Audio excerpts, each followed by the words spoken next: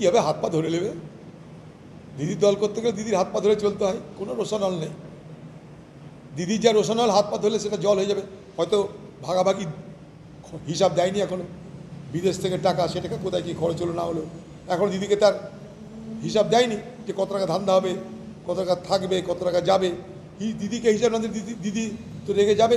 তা দিদির যে রোশানল, নোট দিলে সেটা হয়ে যাবে জল, কোনো অসুবিধার কারণ নেই। ভাগ দিলে দিদি জল হয়ে যাবে। এখন তো কী হবে, তাতে লাভ কী হবে?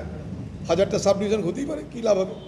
মুর্শিদাবাদের জনসংখ্যা বাড়ছে, হতেই পারে সাব ডিভিশন বাড়তে পারে, 2টো জেলা হতে পারে, সব হতে পারে, কিন্তু আমাদের লাভটা কী আছে? সাব ডিভিশন করে আরও কিছু লোকেরা তো রুটি রুজির ব্যবস্থা করতে চেষ্টা করতে পারে, এদিক কাজটা ওদিক, ওদিক কাজটা ওদিক, হয়তো কিছু লোককে কন্ট্রাকচুয়াল কাজে নিতে পারে। আমাদের লাভটা কী আছে? আমাদের জেলা তাতে উন্নতি কী আছে? না আছে শিল্প, না আছে স্বাস্থ্য, না আছে শিক্ষা, কিছুই তো নাই। সেই আলিগড় মুসলিম ইউনিভার্সিটি আমরা প্রণববাবুর আমলে এনে দিয়েছিলাম, ওখানেই পড়ে আছে। পিএফ ভবন তখন করে এখনই পড়ে আছে একই রকম। আমাদের জেলার হয়েছেটা কি?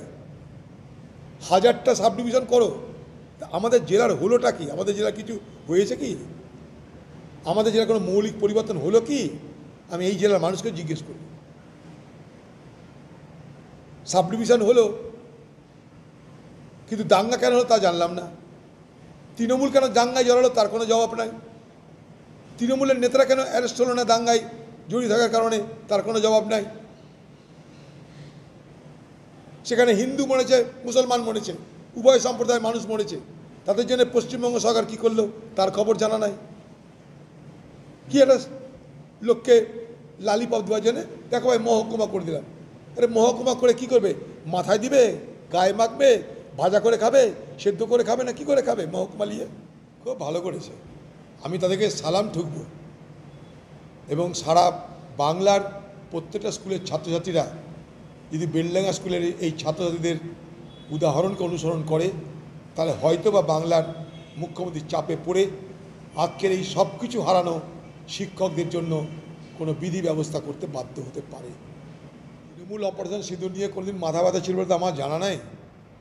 কারণ অপারেশন সিঁদুরের পর সঙ্গে সঙ্গে রাহুল গান্ধীর নেতৃত্বে আমরা এই ভারতবর্ষের পার্লামেন্টের বিশেষ অধিবেশন ডাকতে সরকারকে দাবি করেছিলাম। সেদিন এই তৃণমূল পার্টি ভারত সরকারকে বিশেষ অধিবেশন ডাকার ক্ষেত্রে যে দাবি, সেই দাবিকে সমর্থন করেনি। তারপর অপারেশন সিঁদুর নিয়ে দিদি না ভালোতে না মন্দতে কিছুতে ছিলেন না।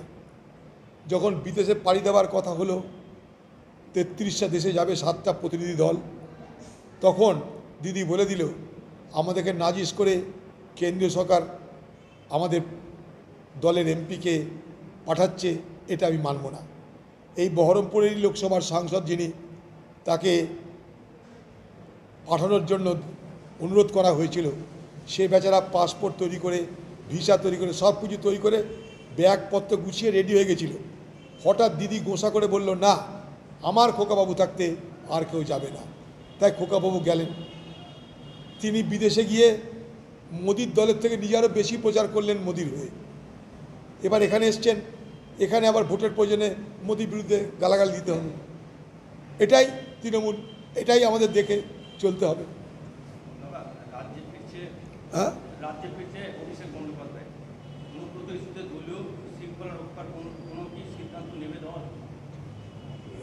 দেশে ফিরছে মানে কি বিশ্ব জয় করে ফিরছে নাকি? বেরিয়ে ঠেরিয়ে এসে দেশে ফিরছে, তো দেশে ফেরতে কি যায় আসে? দিদি আগে না ভাইপো আগে, খোকাবাবু আগে, সেটা আগে ঠিক হোক। অনুব্রতের বিরুদ্ধে ব্যবস্থা খোকাবাবু নিতে পারে না দিদি নিতে পারে সেটা সবাই জানে।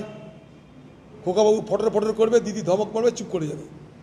আর দিদির ধমক মারার দরকার নাই, দিদির হয়ে প্রচুর এরকম দিদির সাকরেদরা আছে, তারা খোকাবাবুকে অপমান করতে ময়দানে নেমে যাবে। অতএব অনুব্রতরা অনুব্রতের জায়গাতেই থাকবে। যতদিন দিদি আছে ততদিন অনুব্রতরা আছে। দিদির আশ্রয় প্রশ্রয় এরকম কত কেসটা, ফাটা কেসটা, গোটা কেসটা ঘুরে বেড়াচ্ছে বাংলায়, তার কোনো ঠিক নাই। এরকম ব্লকে ব্লকে কেসটা পাবেন। এই কেসটা সে বাজারে বিলা করে দিয়ে তার ঢোল ফাটিয়ে ফেলেছে। কেসটা যদি চুল্লুটা না খেত, উল্লু হয়ে যদি দুম করে মোবাইলে না বলতো, তাহলে কেসটা জায়গাতেই থাকতো। কেসটার সব আছে। আমার মনে হয় কেসটার মাথাটা নিশ্চয় ততটা সুচারু নয় যে কোথায় কি বলতে হয়। তাই কেসটার ঢোল ফেটে গেছে। এবার কেসটার ঢোল নিজের চেষ্টাতেই কেসটা ফাটিয়েছে। এখন কত কি হবে, কত জোকরামি। করোনার বদলে বলে দাও ভাই আমাকে হাজির করো না, ঝামেলা মিটে গেল। আমি হাজির হব না, এটাই আমার করোনা। আমার করোনা, আমি হাজির হব না। আমাকে তোমরা হাজির করার জন্যে জোর জার করো না, আমার হয়েছে করোনা। দেখুন, আমি বরাবরই বলি, নির্বাচন যখন আসে তখন নাগরিকত্বের কথা মনে পড়ে, নির্বাচন যখন আসে তখন এনআরসির কথা মনে পড়ে, নির্বাচন যখন আসে তখন সাম্প্রদায়িক বিভাজনের কথা মনে পড়ে। বাংলার মুখ্যমন্ত্রী মমতা ব্যানার্জি থাকতে এ বাংলায় জাল নোটের যে অবৈধ কারবার, জাল পাসপোর্টের যে অবৈধ কারবার, জাল নাগরিকত্বের যে অবৈধ কারবার এ বাংলায় রমরমিয়ে চলছে, তাকে ঠেকাবে কে? এক। 2 নম্বর, নাগরিকত্বের দিতে গেলে, ধর্মীয় কারণে নাগরিকত্ব দিতে গেলে প্রথম প্রমাণ করতে হবে যে বাংলাদেশ, পাকিস্তান এবং আফগানিস্তানে ধর্মীয় কারণে অত্যাচারিত হয়ে সেখানকার সংখ্যালঘুরা ভারতবর্ষে প্রবেশ করেছে। এইসব আইনের জাঁতাকলে ভারতবর্ষের নাগরিকত্ব দেওয়ার বিষয়টা প্রচণ্ড জটিল। সেই কারণে এটা কোনো সস্তার উত্তর নেই যে কাগজ দিলেই সব হয়ে যাবে। আরেকটা কথা, প্রত্যেকটা রাজ্য তারা মনে করলে তাদের যে জেলাগুলো আছে সেই জেলাগুলোকে সীমান্তবর্তী জেলা দেখিয়ে এই নাগরিকত্ব দেওয়ার বিশেষ অধিকার অর্জন করতে পারে। কেন্দ্রের সরকার তারা ভারতবর্ষের বিভিন্ন রাজ্যের সীমান্তবর্তী জেলাকে সেখানকার ডিস্ট্রিক্ট কালেক্টর যাকে আমরা ডিএম বলি, তাদেরকে নাগরিকত্ব দেওয়ার বিষয়ে অধিকার দিয়েছে। সে অধিকারও পালন করা যেতে পারে। কিন্তু যা আলোচনা হচ্ছে এগুলো সব খুব ছেলে ভোলানো আলোচনা হচ্ছে। ব্যাপারটা এরকম নয় যে এলো আর হয়ে গেল, ব্যাপারটা তা নয়। নির্বাচনের বাজারে এখন সব কিছুই হবে। ওদিকে মোদিজি, এদিকে দিদিজি, সব মিলেই এখন সব কিছু সহজলভ্য হয়ে যাবে।